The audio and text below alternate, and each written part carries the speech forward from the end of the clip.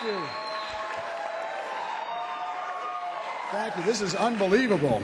Boy, isn't Carol tough? She's from New York, you know. This is fantastic. I have a list of people I want to read. I know if I don't read it, I'm going to leave somebody off. So I want to thank you. I also want to apologize in advance for laryngitis. But that's all right. I'm going to give him hell anyway. There are a lot of people who worked very, very hard to get this done. And the first people are a group that actually were the greeting committee.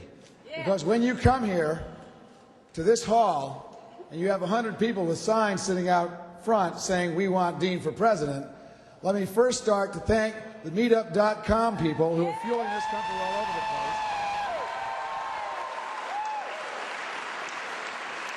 Let me thank Stephen and Mary Swig for all their incredible help. It was actually Mary's idea that we have the party here, and we appreciate that very, very much.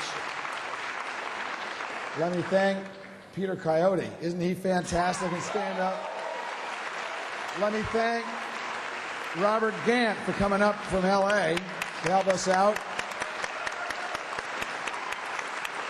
Let me thank Dean Ornish for his help putting this all together.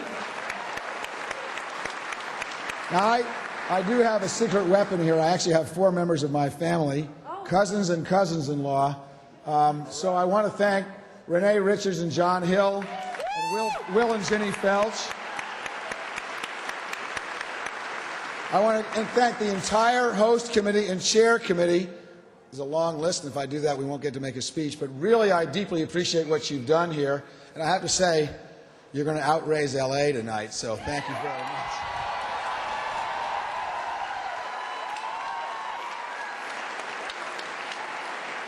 I want to thank the Flying Other Brothers. Weren't they great? And I want to thank John Pettit and Linda Morgan for all their help. You all have been really great. I feel very, very welcome in this incredible city. It's a great way to travel when you are come to your event by ferry from Sausalito. You know, I talked to a lot of Democrats in the last year and a half, running around this country.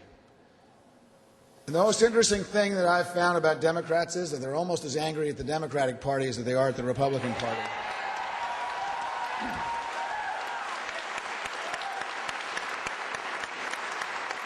We lost 2 great senators, one from Georgia and one from Missouri this past year, and the reason was that their platform was, "I voted with the president 85% of the time."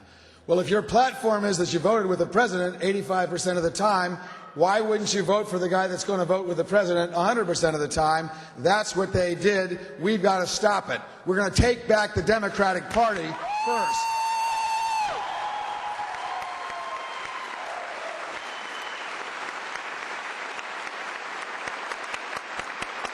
Let me talk to you about what I want to do in this country. The first thing is I want to balance the budget. Now, you know, it's been a long time since we've had tax and spend liberals in the Democratic Party. Now we have borrow and spend people who can't balance the books in the Republican Party. They're using the Argentine fiscal model to try to make the country work properly. No Republican president has balanced the budget in 34 years in this country. If you want someone you can trust with your hard-earned taxpayer dollars, you better elect a Democrat, because you can't trust Republicans with your money. Let me tell you why it's important to balance the budget. In our state, during the 90s, we didn't have enormous tax cuts. We paid off a quarter of our debt. We put a ton of money aside. We limited spending to the rate of the growth of the economy. And today in our state, with the same problems that you have in California and every place else, we have a balanced budget. We're not raising taxes. We didn't cut higher education. We didn't cut K through 12 education. We didn't cut health care for kids or for anybody else. If you want social justice, you have to put aside the money when the times are good, because at those times when times aren't so good, that's when people need the help of the government the most. And we are not simply talking about poor people. We are talking about middle-class families who can't send their kids to college because tuition has gone so high up because George Bush can't balance the budget. He's cut the money to the states. The states have cut the money to the college systems. We're talking about middle-class families who are watching class size go up and teachers leave because the President of the United States would rather take $1.7 trillion out of the Social Security Trust Fund and give it to people who didn't need the money. That is what's wrong with this administration. We're going to start standing up against it.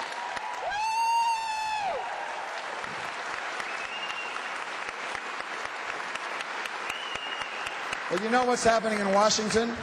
In Washington, the president has just announced he wants another $670 trillion worth of tax cuts, $1 billion worth of tax cuts. He would pay for those tax cuts by cutting veterans' health benefits and cutting health to small children. And you know what the Democrats' response is? No, it should only be $350 billion. We already lost the argument. We've lost the debate. Now the debate in Washington is how big should the tax cut be. I think the debate it should be, can we afford a tax cut at all when we have the biggest deficit in the history of the country and a war going on with no way to pay for it? You know, there are a lot of folks in Washington in my party who voted for the No Child Left Behind bill. I call it the No School Board Left Standing bill. It's an enormous unfunded mandate.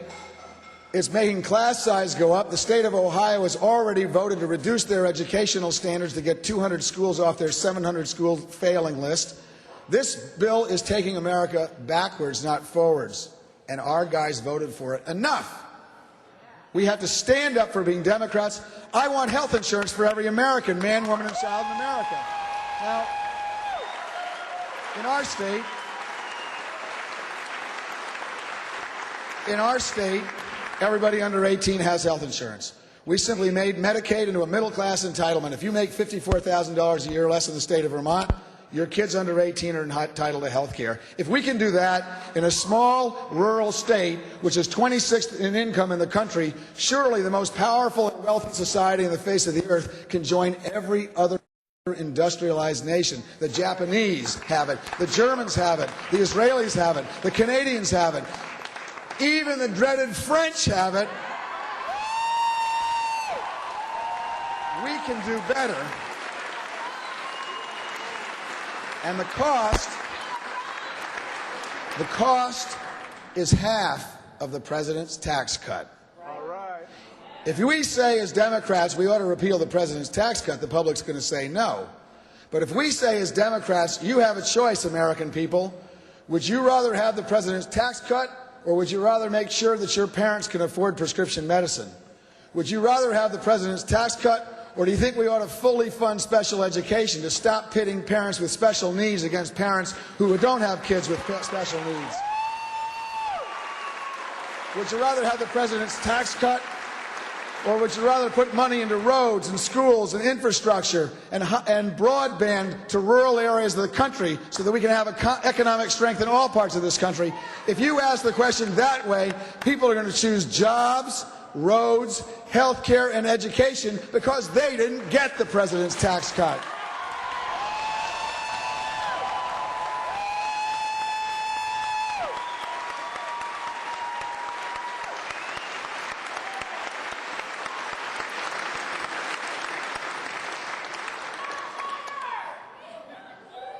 I appreciate the notion of give him hell, Howard, but I don't give him hell. I just tell him the truth, and they think that's hell. Harry Truman said that. Two other things I want to talk about. One is children and prisons. Prisons may be a necessary part of American life. We don't want violent people on the street. But prisons are the most expensive and least effective social service intervention that we do in this country. And today we have 2 million people in our prisons in this country. Most of them would be better off in rehab because they're there because they have substance abuse problems. Now, any competent, qualified kindergarten teacher can tell you who the 5 kids in his or her class are that are likely to end up in prison 15 or 20 years later. And my question to the American people in this race about kids is, if we have some idea who's going to the most expensive and least effective social service institution 15 years from now, why is it that we're not investing now in small children and their families to stop that from happening? So we did.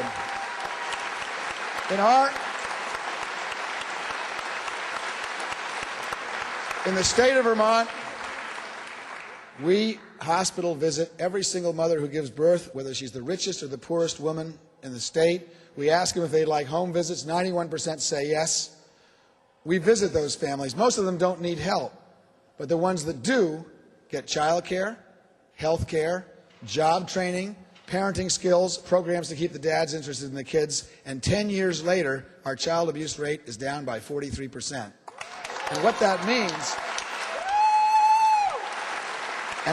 means is 10 years from now, that's 43% fewer who are headed to our prisons. We can do better in this country, but we have to think long term. We've got to stop investing in 2 and 4 and 6 year cycles. What about 20-year cycles?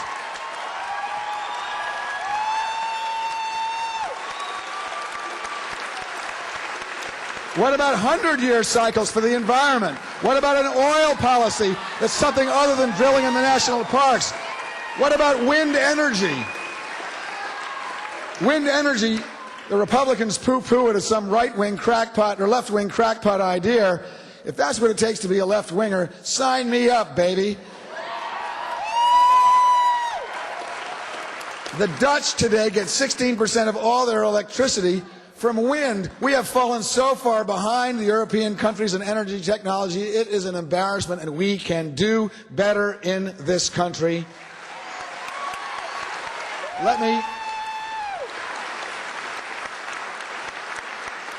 I want a balanced budget.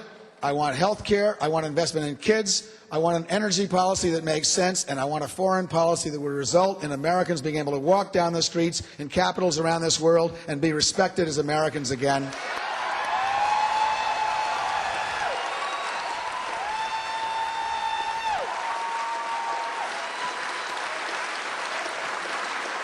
Now, before I get to my final piece, I just want to thank you again. Because of you all, we're going to win. And let me tell you why we're going to win. Meetup.com, those folks with signs that you saw out there, have 18,000 friends all over this country. They're putting us on the ballot in New York. They're helping us in Texas organize the entire state. And the next strongest campaign, we have 18,000. The next strongest campaign has 1,000 people. When I go out and talk to folks, we fill halls with people under the ages of 35 years old. You know why? Because they haven't voted for a long time, because we haven't in the Democratic Party given them a reason to vote, and this time we're going to give them a reason to vote. We're going to go down. We're going to build a campaign that's going to bring everybody together. One of the saddest moments that I had as an American in the last couple of months is when this president used the word quota 5 or 6 times on the evening news when he came out and opposed the University of Michigan Affirmative Action Program. And the reason that was a sad moment is because the President of the United States knows that the University of Michigan does not now have a quota program and never has had a quota program. And the President of the United States knows that quota is a race-charged word designed to appeal to people's fears about losing their jobs and their places in the best universities to people of color. That, Mr. President, was a despicable act. We need to bring this country together and not separate it.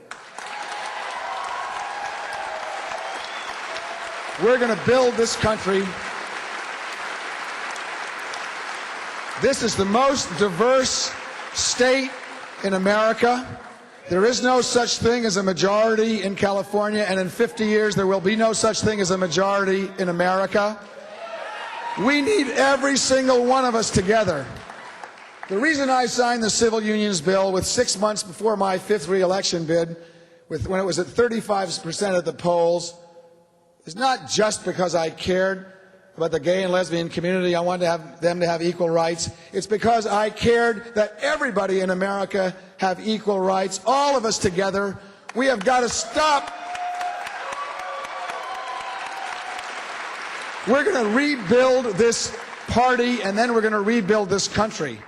I'm going to go down south, and I'm going to say to white folks that have been voting Republican, all right, the Confederate flag may be an issue for you, but what about your children's health care? There's 60,000 kids in South Carolina that don't have health insurance, and most of them are white. If you keep voting for the Republicans, they're never going to get health insurance for your kids. They're never going to help your schools. You're never going to get a better job. You're never going to get a raise. Come back to the Democratic Party, the party of Franklin Roosevelt, where everybody was included.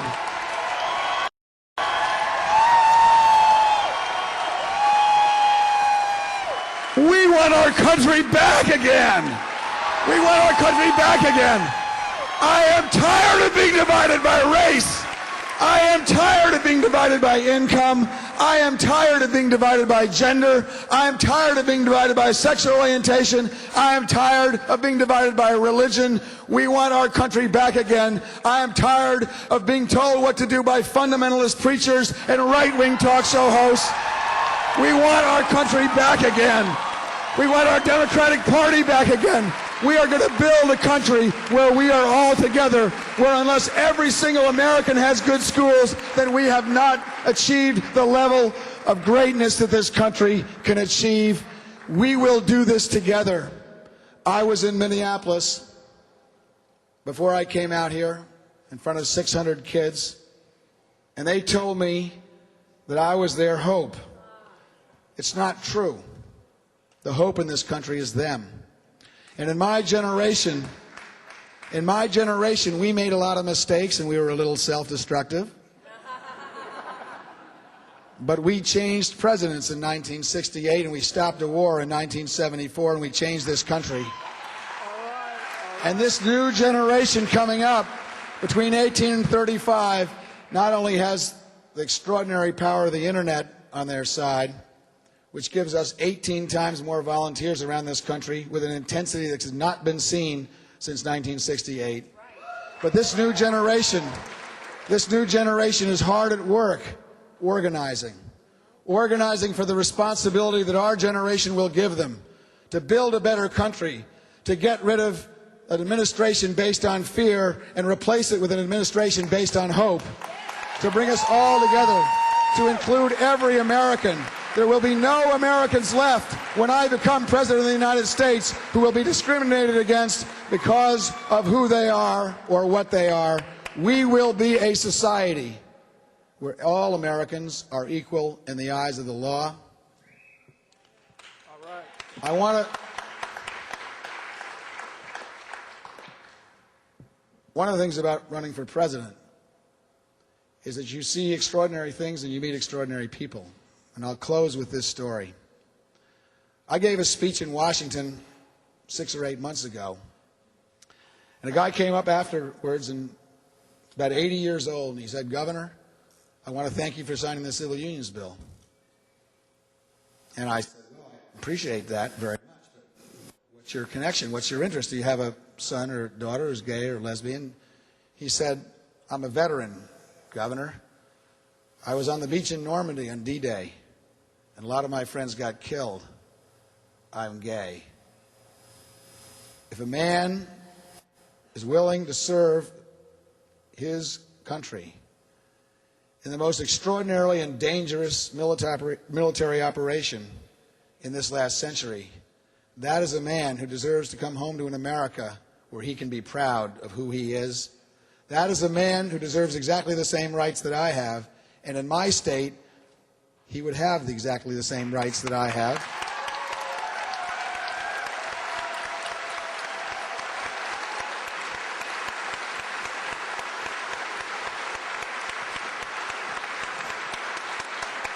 And what this campaign is all about is change. I am not running this election because we have to win. I have never lost an election, and I do not intend to lose this election. But every campaign that I have run has not been because I want to get elected and elected and elected.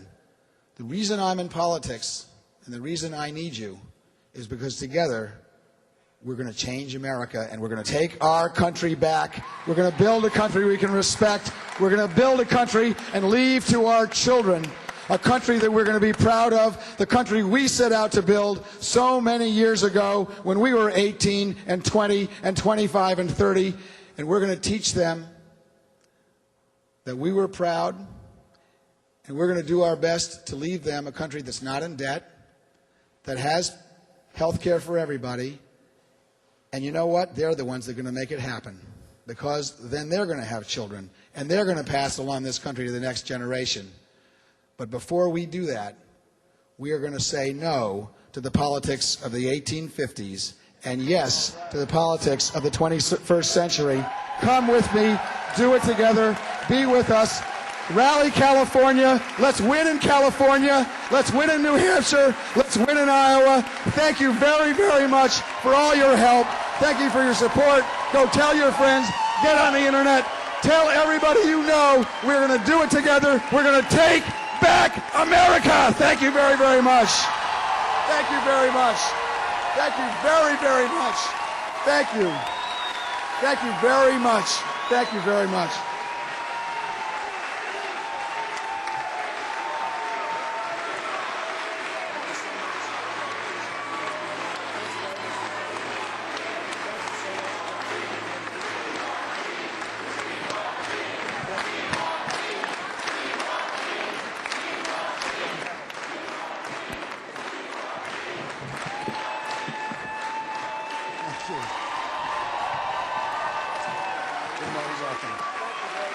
Folks, we can make this